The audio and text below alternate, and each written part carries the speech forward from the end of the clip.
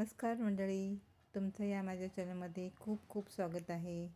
तर आज मी बटाटे वडे बनवलेले आहेत.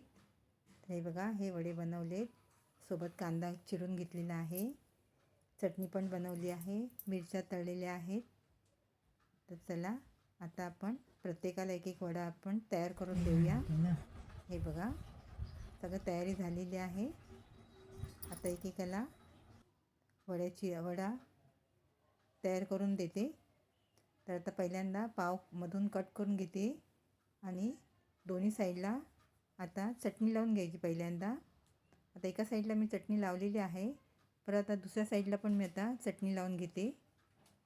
हे बघा, त्याच्यामध्ये आता हा वडा ठेवून घ्यायचा आणि बंद करायचा आणि सगळ्यांना एकेकाला प्रत्येकाला खायला द्यायचा. ज्याला हवी असेल तर, कोणाला हवी असेल तर मिरची त्याला बरोबर द्यायची, वडापावबरोबर. खूप छान लागतो. तुम्ही पण ही रेसिपी करून बघा. मी ही रेसिपी अपलोड केलेली आहे, तुम्ही यूट्यूबवर जाऊन नक्की बघा. तुम्हाला ही रेसिपी नक्की आवडेल आणि आवडली असेल तर रेसिपीला लाईक करा.